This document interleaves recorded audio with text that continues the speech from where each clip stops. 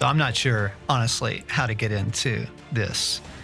I'm like, Blaine, you can't, I don't think we can lead with what you want to say. It's true. Because I don't want to freak people I know, out. we do need to pray. I keep not writing about this because it feels irresponsible. I actually said, go download the Pause app, get it, learn how it works.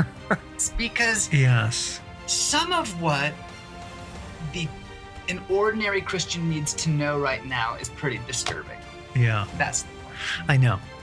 But we pray, Father, show us how to do this in kindness. One thing is that I do want to, instead of talking about Macrina, talk about Revelation 5, I think. Oh, okay. Look at Jesus. Yes. Look at Jesus. Remember his kindness and goodness. Okay. And as a way of orienting yourself to what's going on. Welcome back, everybody, to the Wild at Heart podcast here in the week of January 6th. Now, we did the New Year's podcast last week. Correct. Right? Yeah. Even though it was December 30th, New Year's was Wednesday. But this is going to feel like a continuation. We're going to open up a series here with my son, Blaine, and Allen here in the studio on kind of what's going on. What does it mean to mature? And welcome. I think you're gonna absolutely love where we're going. But before we do that, let's all do what we know and take our pause.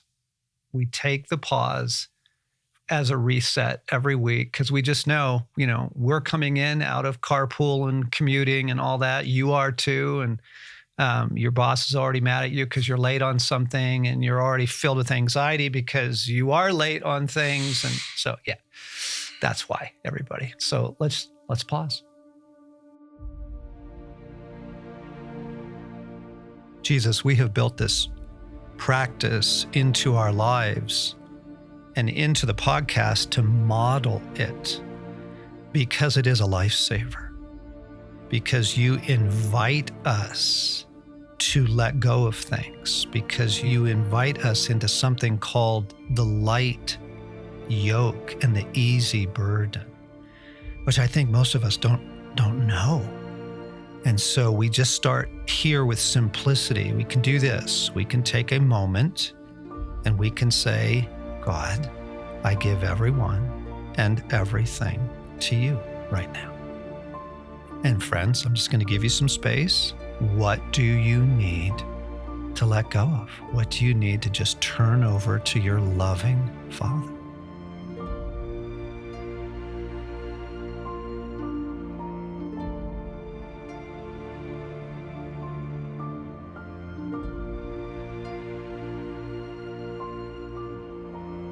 I release everyone, and I release everything to you. All my fears, all my hopes, all my plans, the news of the world, in order to come back to you, God, to be aware of your presence and that our union might be restored. Restore our union. Breathe into my soul life and come meet us in this week's podcast. In Jesus' name. I love doing that. Me too. Oh my gosh. So helpful. I need doing that. So we are beginning a series that actually kind of builds on what we were saying last week, and I think even draws upon some of our holiday podcasts. And if I could title the first one here, How is God calling us to mature?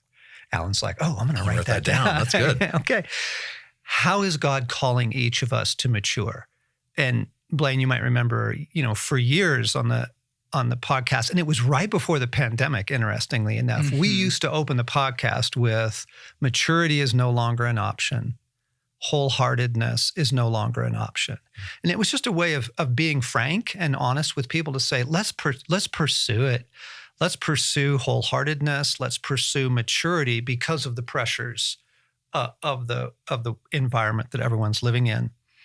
How is God calling us to mature? And we had the conversation last week about the partnership model. Right. Yeah.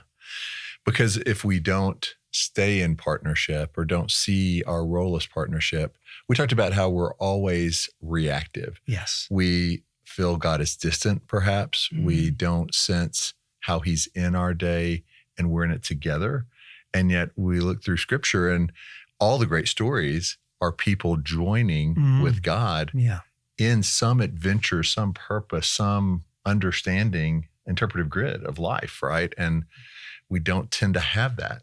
I wanted to frame this whole conversation with an image from Revelation 5, the throne room scene. I found a question recently from a New Testament scholar, which was, of everything that John the Revelator sees in the Revelation, what makes him weep? I thought, I don't know. There's astonishment, there's the New Jerusalem, there's the final judgment of evil. Yes. But what gets him going is at the beginning when he sees the Ancient of Days on his throne, and in God's hand, there is a scroll that no one can open. Now, that matters because it is a reference to something that happens in Isaiah 29 at the height of the prophetic tradition, where God says to Isaiah, all of the images in this prophecy are to you words written in a scroll.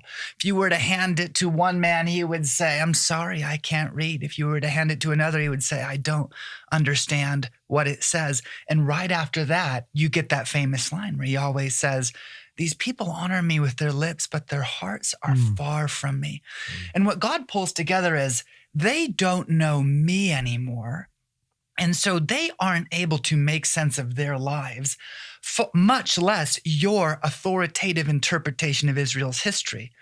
In Revelation, that dial gets turned all the way up because it's universal history that God is holding, the meaning of life. And no one can open it, and John starts crying. And then he hears, don't weep. Look, the Lion of the tribe of Judah has triumphed, and he can open the scroll, and he turns and sees the Lamb that was slain. Jesus steps forward and just starts flicking the seals off. And as he does, all history unfolds in its heartbreaking detail, but the captions are on God's perfect judgment of evil, the salvation of the beloved, a heroic conclusion. What matters about that is this claim that's right there at the beginning of the end of the Bible, which goes, if you want to make sense of your life, you must remember Jesus. And with Isaiah 29 in mind, your heart must be near him. You must remember what his emotional register is like, his kindness, his purposes, his desire that all would be saved.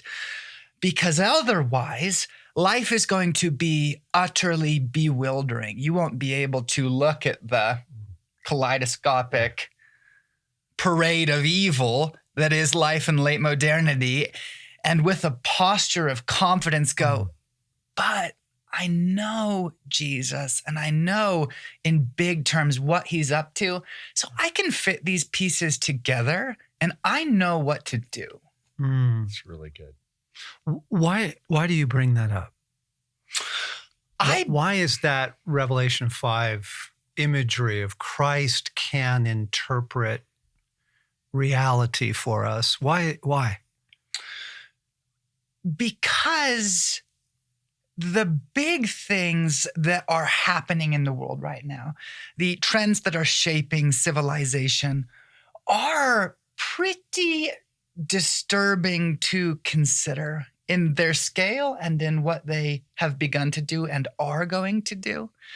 And when you're looking at something like that, when you're looking at what some sociologists would call a civilization crasher, what is something that can really mess with the world order? You need a concrete vision of, but Jesus, let me read this through Jesus. Otherwise, it's just more babbling. It's just more commentating and political forecasting and nonsense. Because none of it's read through. Wait. If I'm going to consider these things, I need Jesus right in front of me, showing me, how do you make sense? What does your work do to my interpretation of X, Y, Z? Yeah, that's really good. Okay. Because otherwise, I think what people are experiencing right now, wherever they are living in the world, is I'm just going to hunker down. Things seem weird. They seem unstable. I'm going to further and further close in like a sea anemone my life, and just help me maintain. I'm just going to focus on, my world, my well-being, my loved ones' well-being, right? Mm-hmm. And it's causing this further, almost like self-preservation. Yeah. And we'll get into why that doesn't work. Well, and to Blaine's point about Revelation 5, they get their minds blown. Right. By hooking up with God and his kingdom and what he's doing in their moment, whether it's Gideon, in the well. Oh, yeah. Right? Or it's Esther in the courts, or it's the disciples. They get their minds blown by hooking their wagon up to God. Oh, we could keep going. Abram doesn't know that within about a century, the greatest and first civilization is going to be gone. He just knows that God is calling him out to start this new thing. Habakkuk, the people didn't know, the Assyrian Empire, that sort of monstrosity with the most innovative, greatest army the world had ever seen. What God says about them is, I'm going to do something you wouldn't believe, even if I told you. And I'm going to raise up a nation you all thought was dead, because it's been gone for centuries. And I'm going to unleash it upon the Assyrians. I'm going to remove the sluice gates that God maintains between nations and just let the Assyrians deal with that. And that was Babylon. And the list goes on of when you are close to Jesus and he's going, hey, actually, this is what I'm doing. And the fruit of that is going to be the restoration of the human heart, the overthrowing of spiritual evil. Right. Like, this is going to be a ride, guys. But what God is doing is Yes. awesome. Yes. That's so good. Thank you for that reminder of Abraham and Isaiah and the collapse of the empires, because the disciples have no idea that the Roman Empire, right, is about to collapse. And it was the thing, man. Yes. The Pax Romana, right? And the aqueducts and the Roman roads and all. It just looked like it would go on forever. And it collapses, and it is Christianity that saves the world, right? In the collapse of the Roman Empire. They don't know that. They just hook up with a partnership mindset.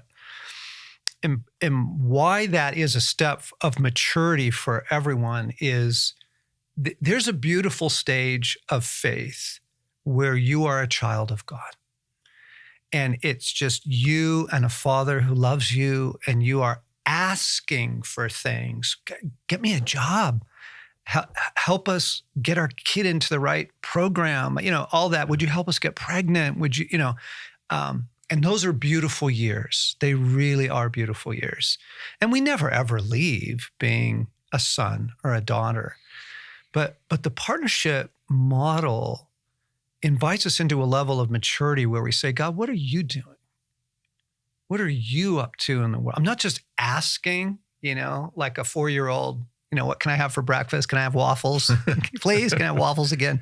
Okay. So we were covering that last week. How is God asking us to mature? I want to also refer back to the holiday podcast, because we were using the rubric, the story I'm telling myself, and how that we all fall into these narratives, sometimes on a very personal level, sometimes on a bigger level, where we go, oh my gosh, the story I'm telling myself. And to mature is to step into the story as God is telling it, the Revelation 5 version of things. Okay, so this was the quote I used from Scott Peck. Emotional sickness is avoiding reality at any cost. Emotional health is facing reality at any cost. And, Peck changed a whole generation in his work. The Road Less Traveled was like this groundbreaking book. And he just opens the opening page of The Road Less Traveled. He's just saying, look, life is hard. And you need to grow up and accept that fact, because once you accept it, then you can move on. You're not always griping about things. I mean, another thing that M. Scott Peck did, People of the Lie, in introducing a mature worldview was remind people, some people are evil. They've chosen to become that way.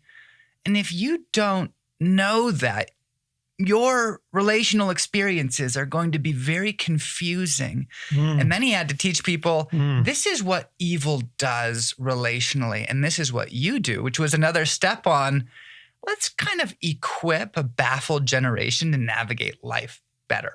Yeah. And facing reality, I think we modern citizens of the world have looked at reality as what we see around us, what's on the news, what we hear from our neighbors, what the doctor says, and we forget there's an unseen realm. And we talked about this a little too, that's more real than what we see around us. So, with Peck's quote, yes, we have to face reality, but not the reality as humanity defines it right now, I think is an important aspect of it. That's so good. Yes, as it actually is, Yes. and as Jesus then helps us to see reality. Okay, so the idea is opening a series up. Feels like it's appropriate to do this in January. Mm-hmm. How is God inviting each of us to mature? And how is he inviting the people of God to mature? So I did a little poll. I reached out, knowing that we were going to do a series here in January. I was curious what some of our friends out there would say is needed. So I reached out to some therapist friends. I reached out to, men who are working with men. Reached out to a variety of people, fairly mature people. And I asked them, said, look, I'm doing a poll. I'm curious, what do you see from your, location in the world and your work with people, your own personal life? What is needed in 2025 as we step into this new year? What do you sense? Hey, I sure hope you guys talk about this. So that was the poll I did. And I'm going to share some of the results of that as we go through this series here in January. But I want to share with you, and they didn't know. I had to go back and get permission because we were just swapping voice messages. I wasn't asking them to record something official for, broadcasting. But the little excerpts are so good. I want to play them as we go along. So this first one is from a therapist, Elaine, dear friend of ours, and it's just so fascinating that the first thing she focuses on is maturity. So I want you guys to hear this. Yes, from 1 Corinthians 13, which Paul says, when I was a child, I spoke as a child, I understood as a child, I thought as a child. But when I became a man, I put away childish things. And this is something that God has been speaking to me probably weekly. Just personally whispering in my ear in regards to a growing up that he needs me to do.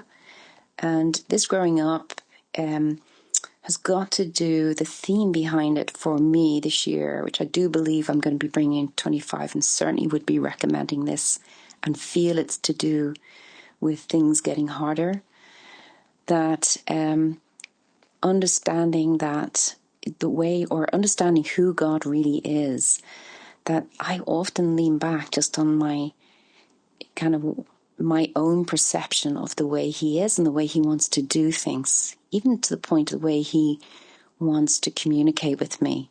And he's just been growing me up and saying, this is the way I work. So the example would be, sometimes as human beings, as Christians, we just find it difficult that God sometimes has us, waiting. There's this waiting thing that happens. Often before there's an answer or before there's provision. And he's just asking me, am I willing to accept this is the way he works? Or some mornings I wake up and I feel him very close, and other mornings he's not. And he's been asking me, are you willing to accept this is the way I work?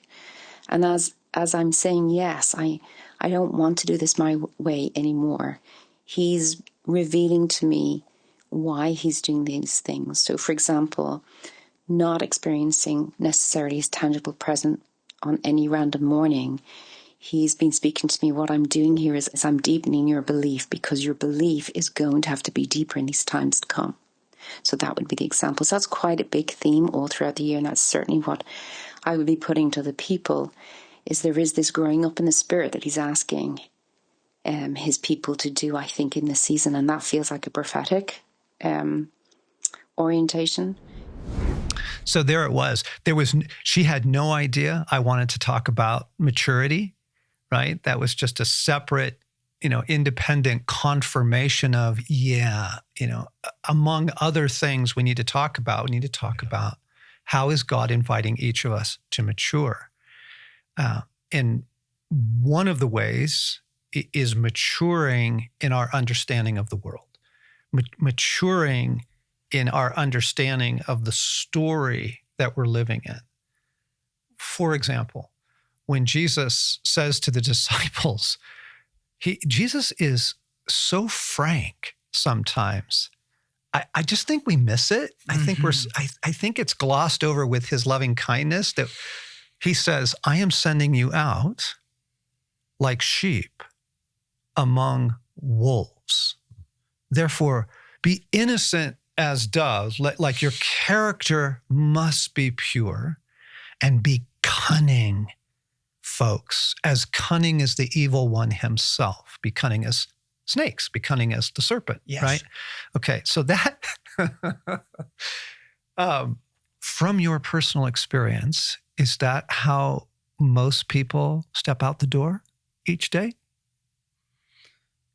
My personal experience would say, no, I would be sheep among wolves. That was for another time. We're stepping out as sheep among other sheep. And then we're kind of baffled when life doesn't work that way. And we blame it on God. Yeah. And culture more than ever is moving in the opposite direction. And that even with our kids, the whole goal isn't maturity for most people. It's keep them young. Like Kelly and I were talking the other day, a lot of our friends' kids aren't even driving at 18 yet. And the kids don't want to. Like they'd rather Uber or have their parents take them somewhere, and they're staying at home in their early 20s. Yep. And living in the basement, and it feels like, oh gosh, the goal is maturing in our faith. But we have to first even kind of like look at our lives and go, we need to start maturing as individuals. Yes. Yeah. Yeah. Robert Bly wrote a book called The Siblings Society, in which he says, no, it's worse than all that. We have a society now that is committed to keeping everyone in adolescence. In a culture of consumerism, in a culture of envy. Pleasure. Yeah, pleasure, right? Instant gratification. I mean, one of the basic things that you work a toddler through is delayed gratification. Yes, breaking the pleasure principle. I mean, Blaine, you've got two little ones. You've got an 8-year-old and a 4-year-old. How's that going? I'll just say it takes work. And right. Some people define work as the sacrifice of the present to the future, or this related idea that children, the pleasure principle dictates that you do things that feel good. Maturity dictates that you do actually this other set of things assigned by ultimately God. It doesn't matter if they feel good, but most people, or I would say far too many people, don't go through the initiation of breaking the pleasure principle, and then they wonder why it's hard to persevere in things that are very difficult. Oh gosh. Yep. So okay, I'm going to just share a short pet peeve of mine. Uber Eats and all of the groups like that bring food to your door. I was with some people the other day, and they were younger, and they were saying, I want to get some In-N-Out burgers, and I'd love to do that, and I'm just going to go ahead and get on my phone and call Uber Eats. I'm like, no, there's an In-N-Out like 10 minutes from our home. You can be back by the time Uber Eats gets here. No, I don't want it that bad. I don't want to have to drive and get it. I just want it here at the door. And that was driving me insane. I'm like, it's already being made for you.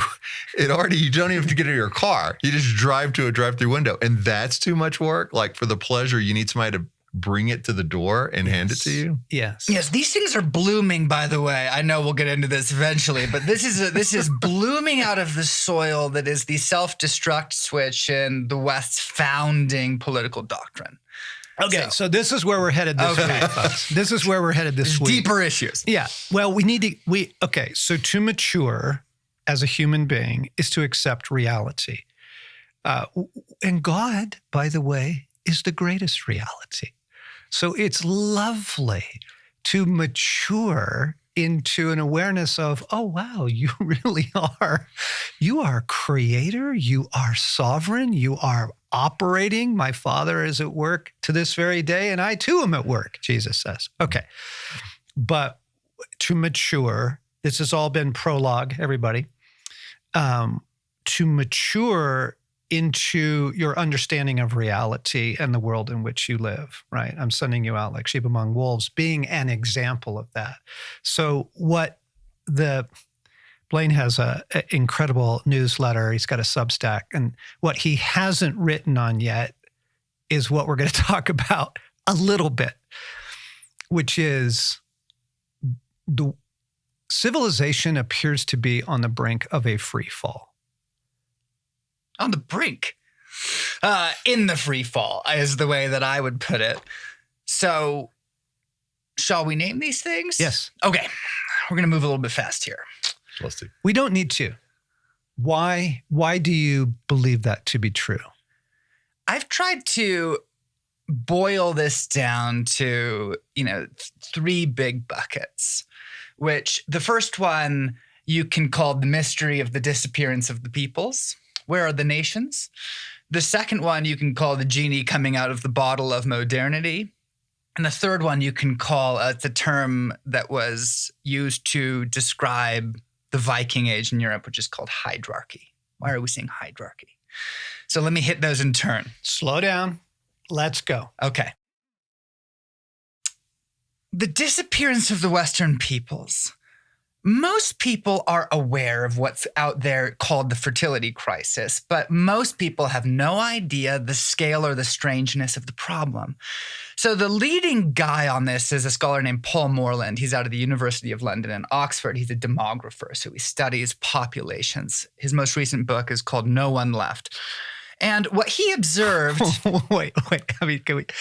The title of the book is No One Left? That's maybe the sunniest description you'll find used to describe. But let me tell you why this phenomenon is so strange. Okay, there's an old idea. You can open up a sociology textbook, and it will tell you that as countries modernize, the birth rate goes down. And that kind of makes sense. As countries get wealthy, people have fewer children. The weird thing about that, as Paul Morland points out, is it's not true. You can, right now, there's an area that is called the infertile crescent, which is you can walk from Spain to the Pacific Ocean across Afro-Eurasia and never set foot in a country where the birth rate matches replacement. Okay? What? Yes. Now, what he said is, why is that? Because in terms of technology, not all of those nations, places like Thailand, where you have, the same declining birth rate thing, are actually technologically or economically modern. They're quite poor. Well, it turns out that Brazil, the study that was done several decades ago, held the key. People wanted to know what the impact of technology was on fertility.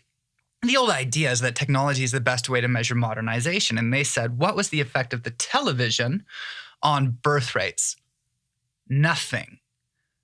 It looked like there was, but the real answer was, okay, well then what made this happen?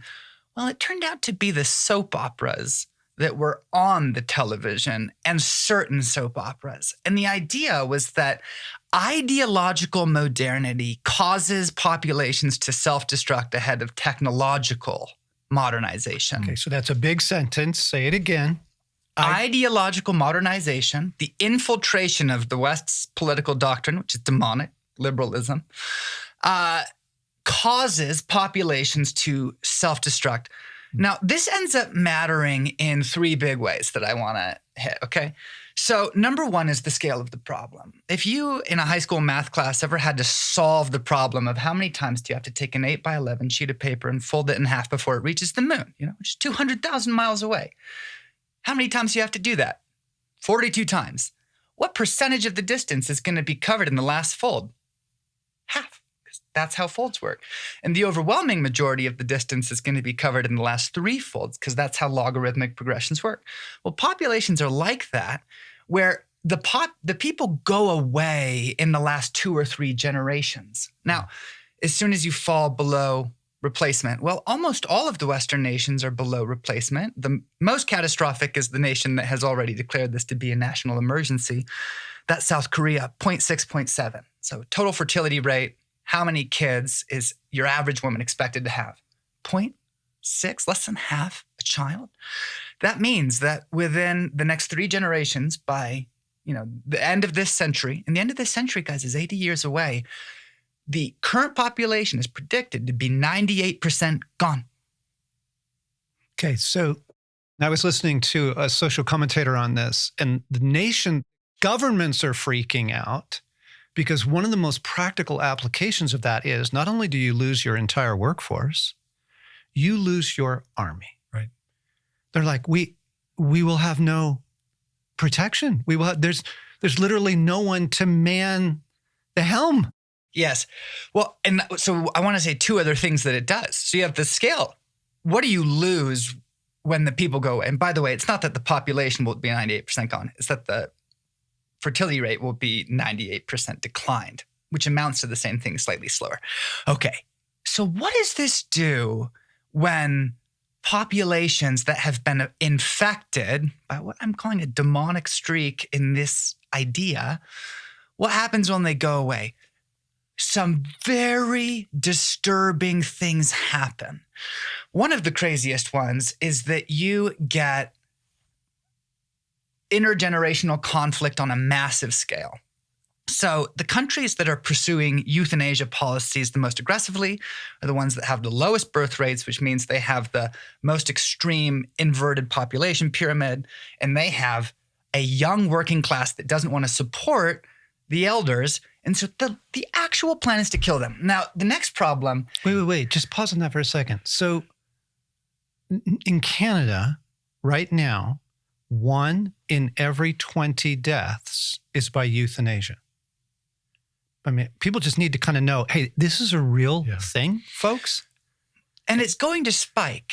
I mean, we're at the front end of that really going up. And I find it's hard to get people to acknowledge the kind of, what Heidegger would have called the brute facticity of reality, the kind of elemental nature of something like this. Here's the next one that's really interesting. Of course, economic productivity slows down if you don't have people, because productivity is always a function of population size. One of the reasons that matters is that innovation is always the upper echelon, a function of overall economic activity. So one of the most influential innovators in the world, right, Peter Thiel, and he is kind of the head of an artificial body that people call the PayPal Mafia. People who study mimetic theory and René Girard, they always hold up Peter Thiel and say, this man has managed to rule the world through mimesis and just his influence on sort of, technological aristocracy. Well, his thing is, guys, we're all neglecting the degree to which innovation has stalled.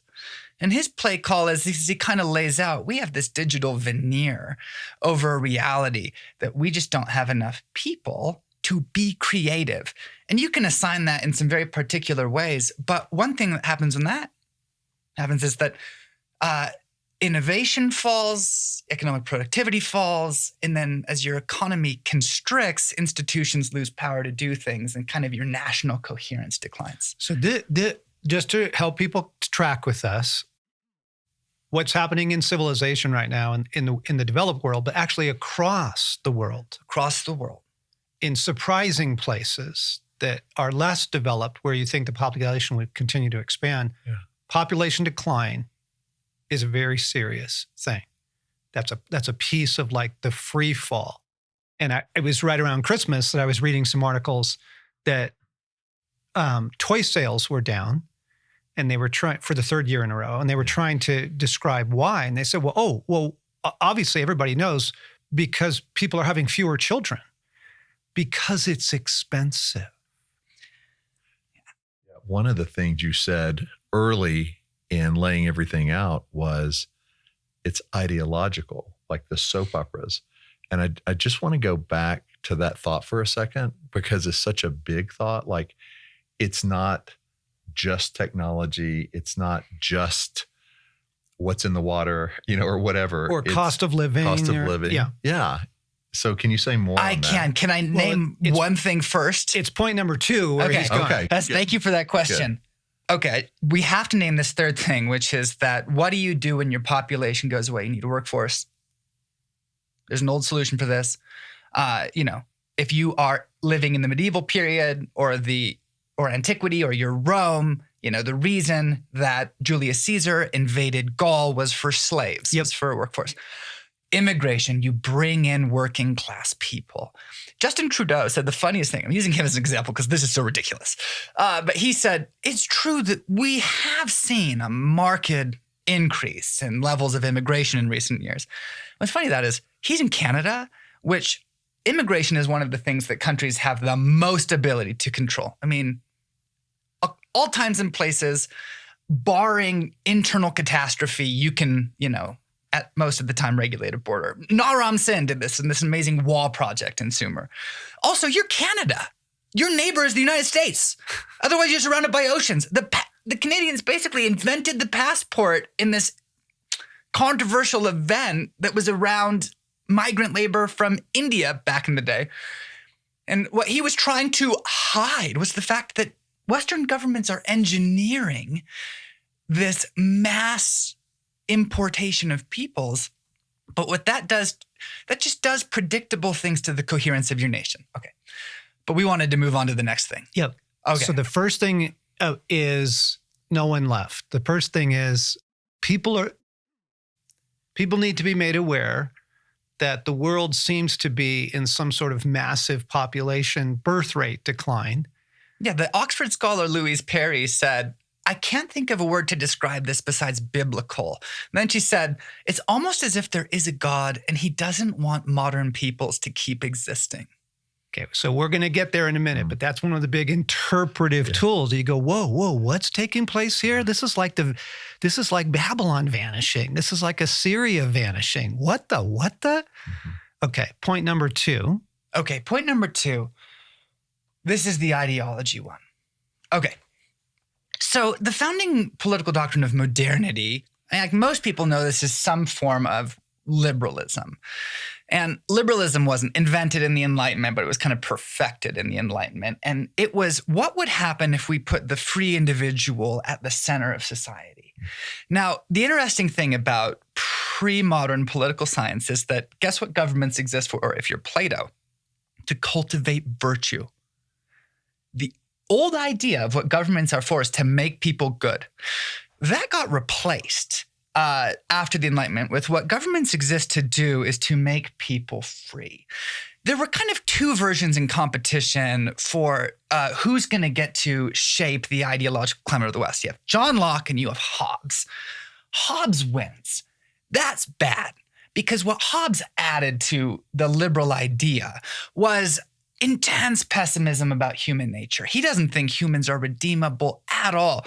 I think part of that, by the way, guys, he was born when news of the Spanish Armada reached England. Such fear swept the country that his mom went into labor and had a premature Thomas Hobbes, to the point that later in his life he said, my mother gave birth to twins, myself and fear. And that element in his doctrine of we are always on the edge of annihilation, guys. And so he said, if you're going to make people free, you're going to need powerful governments, thus Leviathan, to keep them from killing each other. Why? Patrick Deneen at the University of Notre Dame has done more and better work on this than anybody on why does liberalism produce the least healthy, most despotic societies ever seen? And people who sometimes push back on this, we don't quite have time to go into it, but here's the thing. Liberalism works if everyone is already a Christian and already agrees about how life should be organized. As soon as they're not, what happens is people like John Stuart Mill come along and he says, guys, if we're going to keep people free and commit ourselves to the progressive emancipation of the individual, we must get rid of all constraints. We have to get rid of things like religion. We have to get rid of things like tradition. Well, it turns out that what you start removing is the safeguards of the weakest people in civilization. And what you empower is the most powerful people in civilization to be tyrannical. Yeah. Okay. So let me pause. So just to kind of help our folks track along here, most of you listening were given what we would call a fairly liberal education. And the idea that, governments are here to protect the freedom of the individual is like such a basic thing.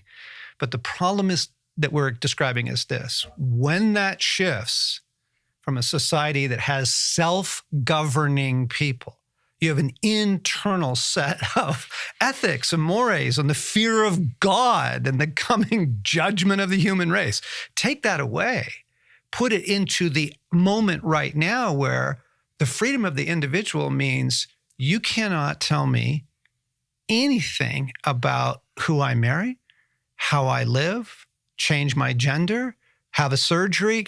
I am ultimately free to change my reality as I desire. That completely doesn't work as a societal stabilizing You've thing. got millions of realities colliding. Well, and what you have is it's a way of enslaving vulnerable people, because the left and the right are both liberal. They just express the doctrine in different spheres. So the right is economically liberal. You're probably familiar with the term neoliberalism, which is like, don't regulate businesses. Yeah. Well, it turns out that if you don't regulate businesses, what you allow is the most powerful to destroy everyone. On the left, they are socially liberal, which is don't regulate identities. Here is the thing. And recently, Matthew Crawford, the shop class's Soulcraft, who's who philosopher, recent convert to Anglicanism, was actually writing about this as he was trying to point out elites, corrupt elites on all sides, people with power, love liberalism. Because if people don't have some kind of intrinsic meaning, you be whatever you want to be actually means you be whatever I tell you to be. We can enslave millions You can enslave of people. And so these things work their way down.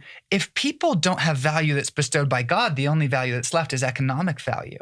And what that means is that the least valuable economic people, the elderly and children, end up being killed. Yeah. And you don't actually protect the psyche from exploitation by shoring it up with community and tradition and meaning. And so what happens is you have crisis, of psychological pathologies among like teenage girls, very vulnerable people that we should all be interested in making thrive, and realize that, guess what? The sort of architects of our culture, including people like, who create social media, they don't want you to be stable. You are more economically profitable if you are reactive. Marketers, the you do you is the best marketing lie ever created, because if you should follow the pleasure principle and do what you want to do, there's no reason not to buy my product right now. People, our boy. So during the holidays, I was listening to an Amazon ad, and the subtle language shift was unbelievable. So it was, we're here to make your shopping easy and all that. Okay, yeah, same day delivery, we know your list and you're very busy, but you really need, and here was the language, to get the perfect gift that people deserve. Mm. Holy guacamole. They use the word deserve, like entitled, and then the guilt factor and stuff. So now I'm shopping. Oh, you're right. I need to, the attack on the psyche there, guilt, shame, buy more. Yes. What people miss about liberalism is how miserable it makes ordinary people. And ordinary people, we mean working class people. In the United States, we call them the flyover states. But you can look at things like drug addiction, rates of divorce, income, and say that in spite of the veneer, liberalism has made ordinary Western people extremely miserable and in a poor state in the name of protecting the ostensibly most vulnerable people. Now, why does liberalism eventually self-destruct? Because you can't do that forever without compromising the integrity of your community, city, nation. And what happens is that people realize, well, there has to be some kind of orientation, some kind of structure given to people to allow them to thrive. You can't make a working class utterly miserable for too long before something bad is going to happen. We're at that point right now where, I mean, some of these things are wild that the kind of upper echelon people are trying, like the left beginning to distance itself from the trans movement, right? I mean, famously AOC pulling the pronouns from her bios and all these things and just being like, oh, sorry, this thing that we did that was most harmful to the most vulnerable people in society, we're just going to try and pull back and say, no, we want a little bit of order.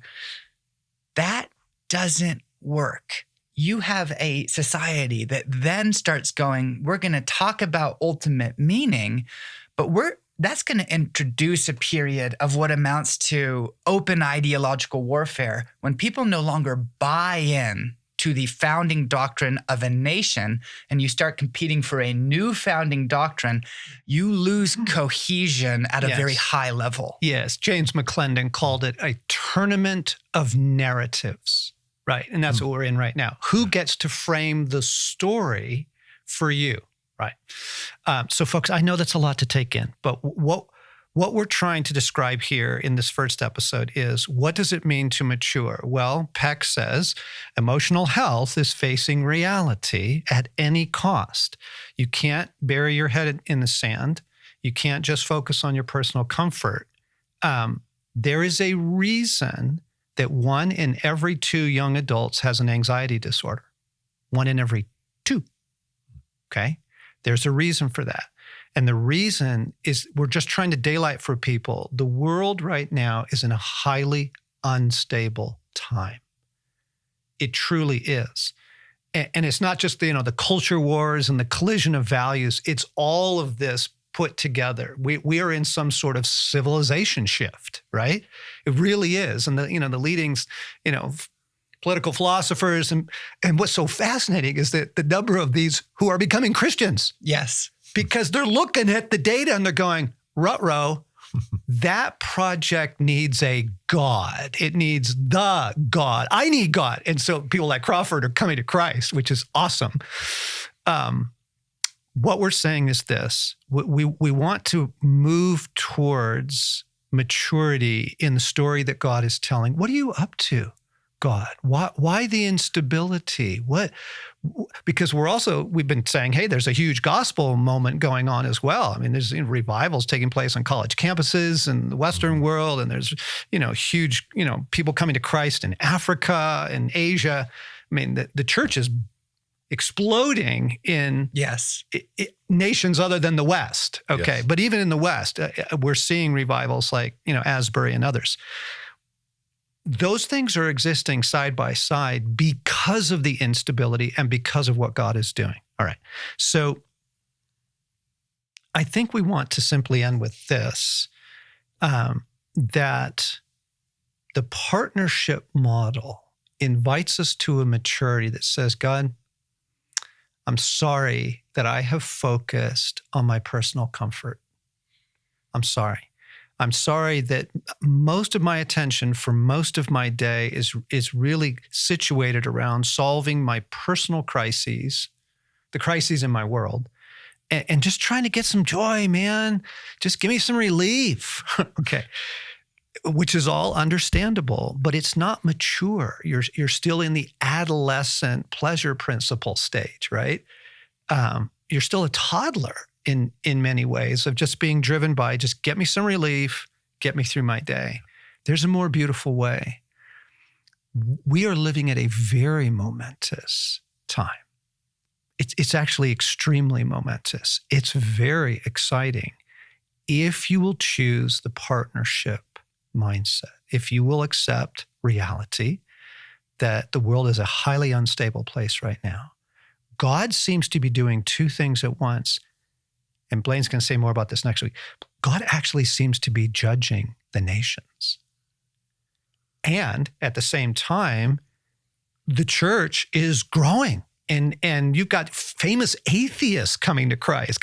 As some of the elite begin to kind of read the handwriting on the wall, they're coming to faith. Okay, what does that mean for us? How do we align with him? How do we walk maturely in an hour like this? Because last week, and what Elaine was saying, the idea is God is inviting us to maturity and to become mature disciples of Jesus, and not merely adolescent disciples or comfort culture disciples. I think that's very exciting. I think we have some great things to talk about in the weeks ahead. Is this a good place to land? Great. Okay, so you got to come back, everybody. We'll see you next week.